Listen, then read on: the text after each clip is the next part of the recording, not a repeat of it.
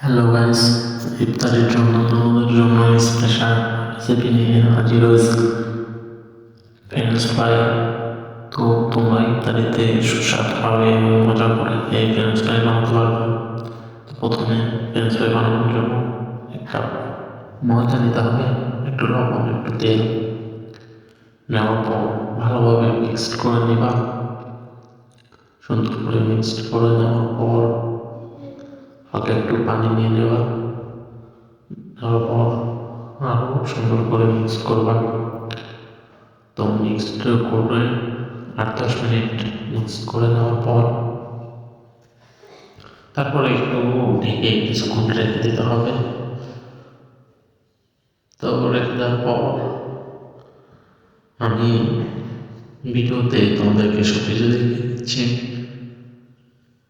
তো সব কিছু রেসিপি নেওয়ার পর এর মধ্যে তোমাকে একটা কথা বলতে চাই, সেটা হলো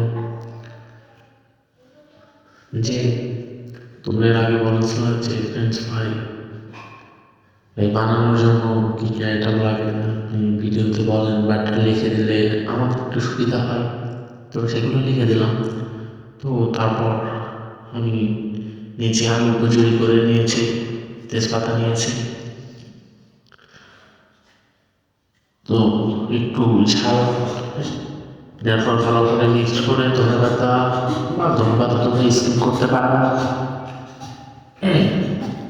তো সব নেওয়ার পর সুন্দরভাবে একটা বড় রুটি বানিয়ে নেবে। তারপর তোমরা যে আলুটা মিক্স করে নিয়েছি সেটা সুন্দর করে ছড়িয়ে দেবা।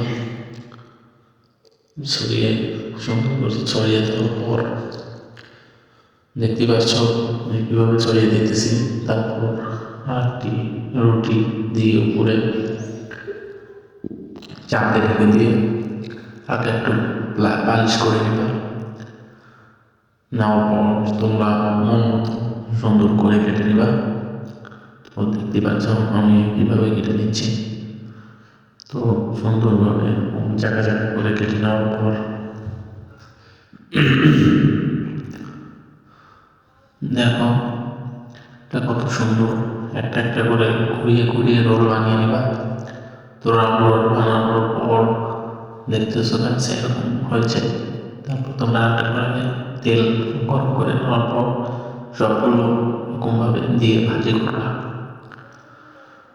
তো একটা একটা করে দিয়ে কড়াইয়ের মতো সুন্দর করে ভাজি করে নিবা। তো ভিডিওর পাশাপাশি একটা কথা বলতে চাই যে তোমরা যারা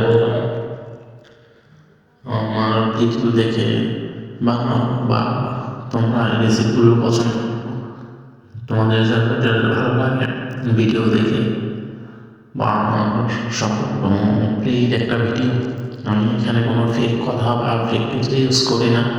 তো তোমরা যারা যারা ভিডিও দেখে ভালো লাগে তারা তোমরা ভিডিওটা সাবস্ক্রাইব করে রাখবা, পরের ভিডিওগুলো তোমাদের সামনে সবার আগে যাওয়ার জন্য। তো